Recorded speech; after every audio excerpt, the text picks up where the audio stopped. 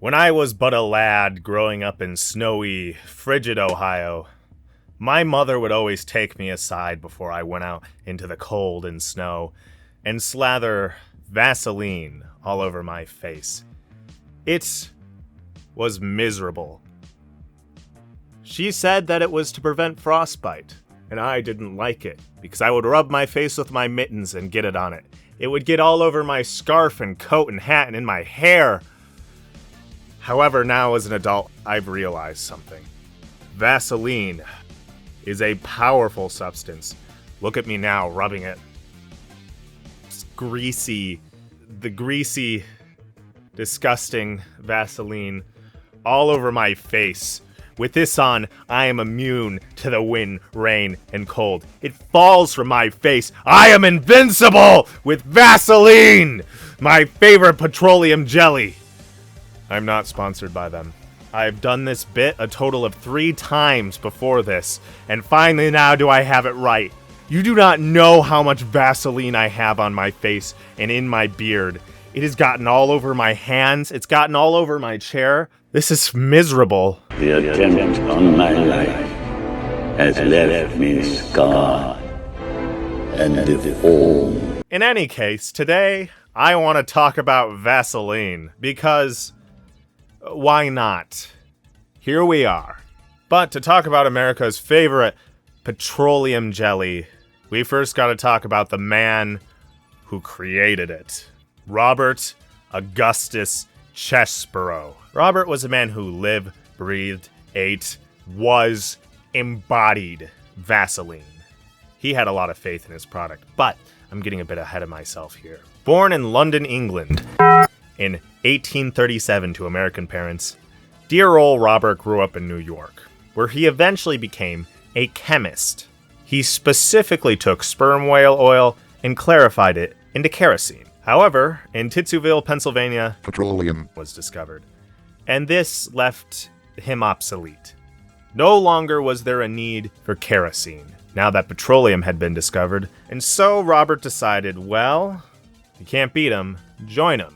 So he waddled his way down to Touhou and began looking around for ways he could perhaps refine or improve upon this new petroleum. However, when he got there, he found something very interesting. All of the workers who were extracting petroleum, they would have to scrape this strange jelly-like substance, thick jelly, mind you, off of the pumps.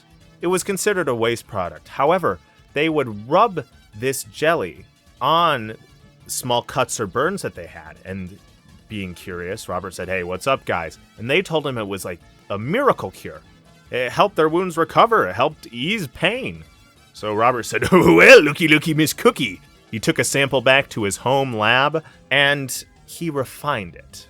By taking the lighter oils and extracting them from this rod wax, it was a greenish gold substance. He was able to refine it into what he called Vaseline, or what the patent shows, petroleum jelly. And his Vaseline worked a lot better than this original rod wax that the miners were scraping off of the piping. Robert found that it was a tough sell, right? His new miracle cure, people didn't really want to buy it. So, Robert, having so much faith in his product, began to, in front of people in the streets, pour acid on himself and burn himself, and then took his Vaseline and slathered it all over the wounds. Then he'd show the audience his other past wounds from doing the exact same thing and how they were healing up after being slathered in his wonderful Vaseline.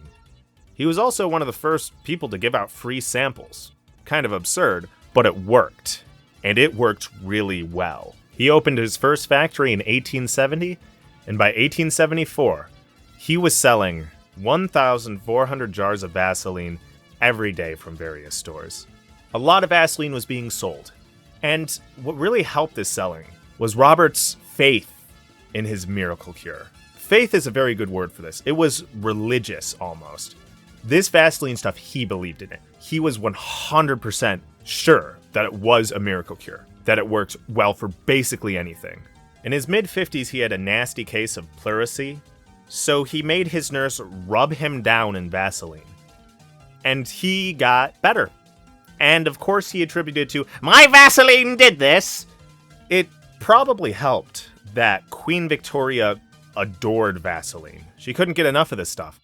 In fact, in 1883, she knighted Robert. Along with this too, he lived to the ripe old age of 96. And of course he attributed his vulnerability to Vaseline. Rumor has it that he took a spoonful of Vaseline every day just to help him stay healthy. And while poison control says it's safe in small amounts to be indigested, the jury's out if you look on Google. In any case, the man led a very healthy life, and he had a lot of Vaseline in him. And on him. But mostly now in him. What is Vaseline actually good for? Well, Vaseline seals in water very well, making it good for small cuts and dry rashes, like eczema. Along with that too, it's very good at keeping substances out of the body. So if you clean a wound, put Vaseline on it, you're not going to get dirt in it, you're not going to get anything bad in it. But along with that too, it can trap oils and bacteria on you, so always be sure to wash your face before you put it on. Along with that, it helps with windburn, so freezing cold wind. That is what my mother mostly slathered it on me for. Slather's a fun word, by the way. I didn't like it. I still don't like it. It's on my hands. It's still, ugh. And along with keeping water trapped in, I use Vaseline still for this all the time. Rather than chapstick, they make these Vaseline chapsticks. And I put it on my lips all the time. I quite like it. I think it's very useful. And I find it works a lot better than chapstick, too. Once again, not sponsored. I'm talking about Vaseline. In any case, I now own a lot of Vaseline, and currently it's all over me. The big thing is, it does work at what it's good at. Now, because I know someone's going to make a joke about this. Some people already have made jokes about this, rather, as I've told them, I'm making the Vaseline video soon. When you're, Hank and your Schrader. Vaseline works fine. However, if you're doing anything else, the human body has a lot of trouble processing and breaking down Vaseline on its own.